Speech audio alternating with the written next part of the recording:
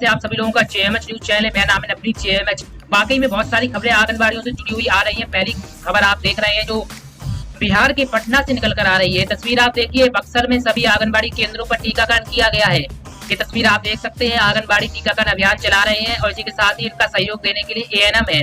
आपको बता दें, ये बक्सर से बड़ी खबर है। आपको सिलसिलेवार पूरी खबर बताते हैं। बच्चों में प्रतिरोधक क्षमता विकसित करने के लिए सरकार टीकाकरण अभियान चलाती है और इसी क्रम में बुधवार को जिले के विभिन्न आंगनबाड़ी केंद्रों पर बच्चों और गर्भवती माताओं का टीकाकरण किया गया। टीकाकरण सत्र में सोशल डिस्टेंसिंग का खास ध्यान रखा गया और एक बार में एक ही लाभार्थी को केंद्र में सेवा प्रदान की गई। आपको बता दें, आयोजित सत्र में 15 शिशुओं और 3 गर्भवती महिलाओं का टीकाकरण हुआ है और लाभार्थियों को पोषण संबंधी जो जरूरी जानकारियां हैं वो प्रदान की गई। साथ ही घर में उपलब्ध संसाधनों से पोषण कैसे मिले इसकी भी जानकारी दी गई है। और केंद्र की सेवका लीलावती देवी ने बताया कि 6 माह तक के शिशुओं को सिर्फ स्तनपान कराने की सलाह दी गई है और बताया गया है कि 6 माह तक के शिशुओं के लिए यही समुचित एवं संपूर्ण आहार है।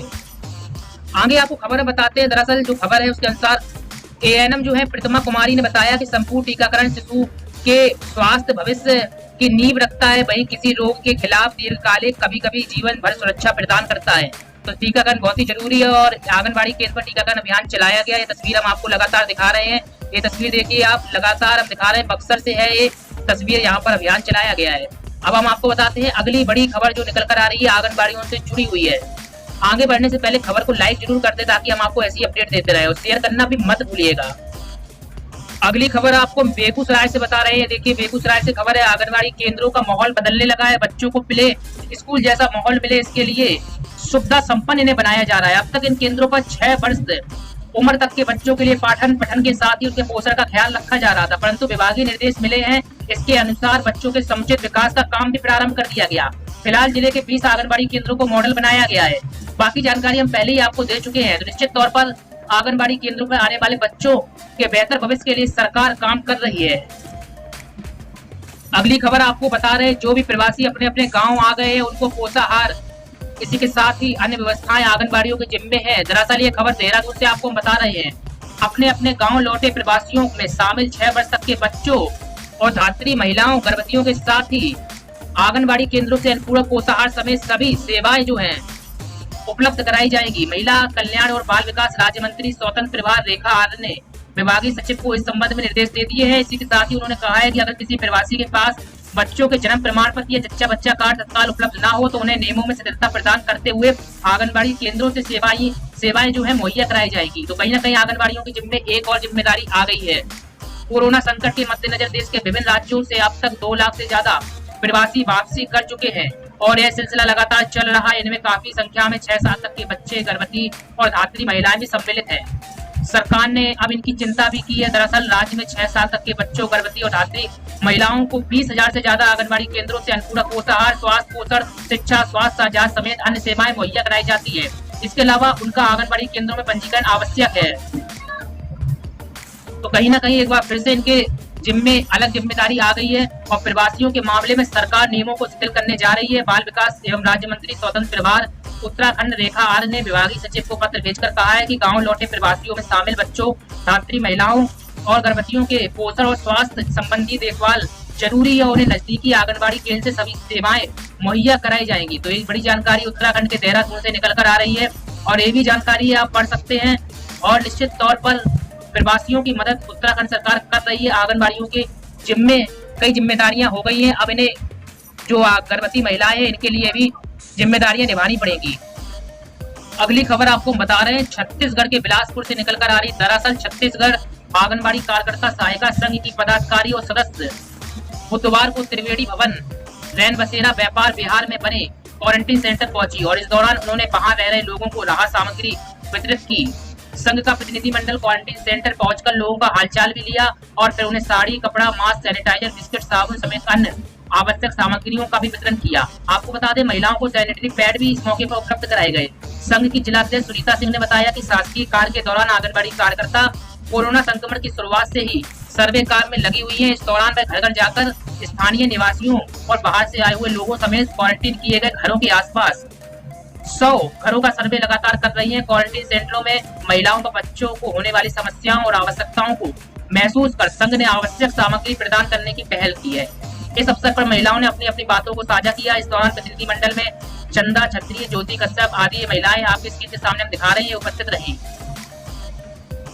अगली खबर उत्तर प्रदेश के अयोध्या से निकल कर आ रही है। दरअसल यह मामला फर्जीवाड़े का है। शिक्षा विभाग की तथाकथित शिक्षिका अनामिका शुक्ला के 1 करोड़ की शिक्षा के बाद अब आंगनबाड़ी में फर्जीवाड़ा सामने आया। आपको बता दें, अनामिका शुक्ला जो महिला का नाम, लड़की का नाम एक्चुअली शिक्षिका का नाम था, और जो इसके साथ ही उसने बदल बदल कर नाम भी बताए, और इसका मामला फर्जीवाड़ा के तहत निकलकर सामने आया। अब आंगनबाड़ी विभाग में भी फर्जीवाड़ा निकलकर आया है। फर्जी दस्तावेजों से नियुक्ति मामले में आंगनबाड़ी कार्यकर्त्री रीना सिंह की सेवा को समाप्त कर दिया गया। हम लगातार आपसे कहते रहते हैं, किसी भी प्रकार के डॉक्यूमेंट्स को फर्जी बनवाकर नौकरी न प्राप्त करें, अन्यथा की स्थिति में ऐसे ही होता है। आपको बता दें, रीना सिंह यह आंगनबाड़ी कार्यकर्त्री थी और इनके ऊपर बड़ी कार्रवाई हुई है, और यह कार्रवाई आंगनबाड़ी की रनर कार्यकर्त्री शिप्रा सिंह की शिकायत पर हुई है। आरोप है कि स्वयं को विधवा दिखाकर रीना सिंह आंगनबाड़ी में काम कर रही थी। ये देखिए, तारुण के रामदासपुर आंगनबाड़ी केंद्र उनकी नियुक्ति थी। जिलाधिकारी के संज्ञान में आने के बाद बाल विकास सेवा एवं पुष्टान निदेशालय से हुई कार्रवाई। केंद्र से प्राप्त सामग्री केंद्र को वापस करने के भी निर्देश हैं। तो यहाँ पर बड़ा मामला निकल कर आया है, और आंगनबाड़ी कार्यकर्त्री की रीना सिंह की सेवा को समाप्त कर दिया गया है।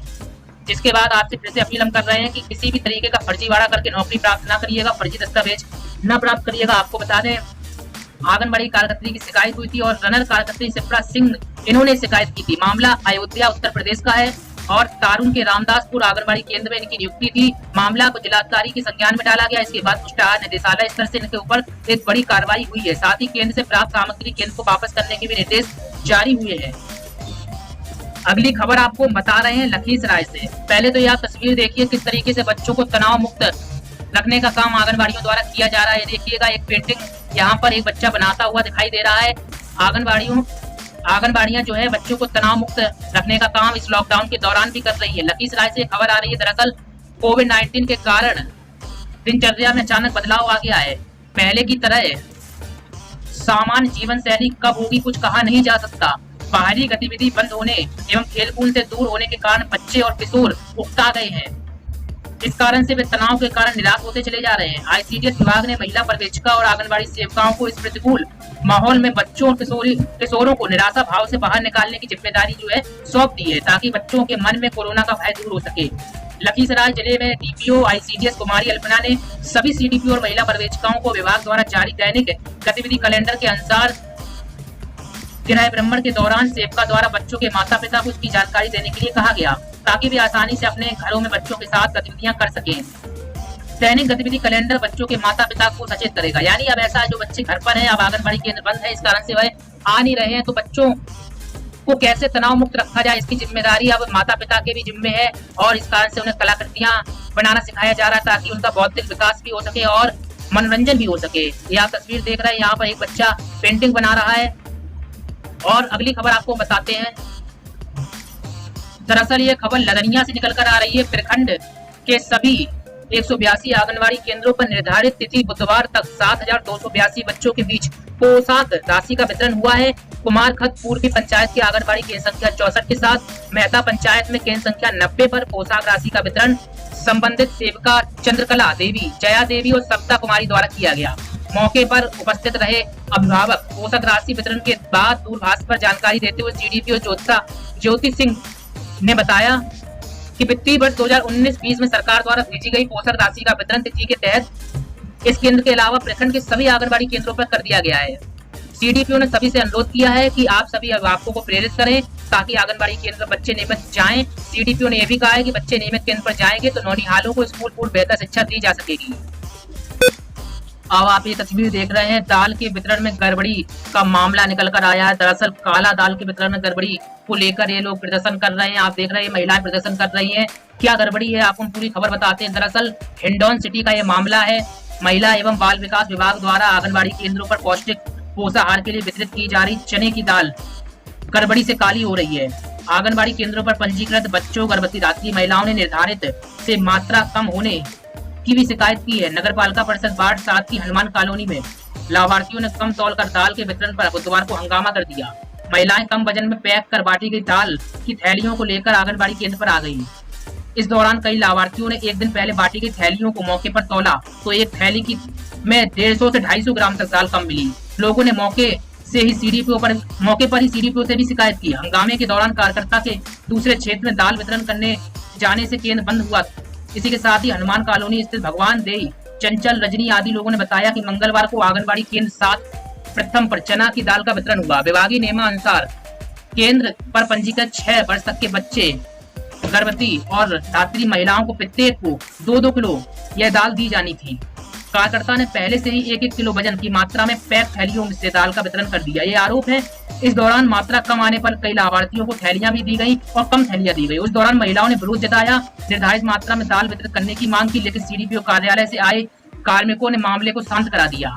शाम को कुछ महिलाओं के पास परचून की दुकान पर आंगनबाड़ी केंद्र से मिली दाल की थैलियां को तौल कराया गया तो वे दंग रह गई। थैलियों में 1 किलो की बजाय 700 से 800 ग्राम दाल देखने को मिली। इस पर बुधवार सुबह लाभार्थी बच्चों, महिलाओं के साथ परिजन थैलियों को लेकर आंगनबाड़ी केंद्र आ गए। मौके पर दुकान से इलेक्ट्रॉनिक आटा भी मंगाया गया और मौके पर ही तौल कराई गई। इस पर लाभार्थियों और उनके परिजनों ने आंगनबाड़ी कार्यकर्त्री पर गड़बड़ी का भी आरोप लगाया और प्रदर्शन किया। साथ ही विभागीय तौर पर निर्धारित मात्रा में दाल वितरित करने की मांग की। मौके से ही लोगों ने दूरभाष पर सीडीपीओ को भी जानकारी दी। बाद में महिला बाल विकास विभाग के दफ्तर से आए 2 कार्मिकों ने समझाने की कोशिश की और किसी भी तरीके से मामले को शांत कराया। डिमांड के बाद बढ़ गए लाभार्थी। आपको बता दें, महिला बाल विकास विभाग के सूत्रों के अनुसार विभाग के मांग पत्र भेजने के बाद आंगनबाड़ी केंद्र पर पंजीयन होने से लाभार्थियों की संख्या बढ़ गई है। वर्तमान में वार्ड 7 प्रथम आंगनबाड़ी केंद्र पर 71 लाभार्थी हैं। तो निश्चित तौर पर ये कमी है जो निकल कर आई है। वहीं जो महिला है मीना, इन्होंने बताया कि बच्चों पर उसे महज 2 थैलियां ही मिली। इसी प्रकार अन्य लोगों ने भी शिकायत की है कि उन्हें थैलियां मिली ही नहीं है। तो ये मामला है जो निकल कर आया है हिंडन सिटी से। अलग अलग जगहों पर सरकार के प्रावधान के अनुसार राहत सामग्री वितरित की जा रही है। कहीं कोटेदार वितरित कर रहे हैं तो कहीं आंगनबाड़ियों को जिम्मा सौंपा गया है। अगली खबर हम आपको बहुत ही महत्वपूर्ण बताने जा रहे हैं। उत्तर प्रदेश से जुड़ी होगी, आंगनबाड़ियों से जुड़ी होगी। लाइक करना मत भूलिए, शेयर करना मत भूलिए। पहली बार चैनल पर सब्सक्राइब करके बेल को दबाना मत भूलिए। मिलते हैं नई अपडेट में। नमस्कार।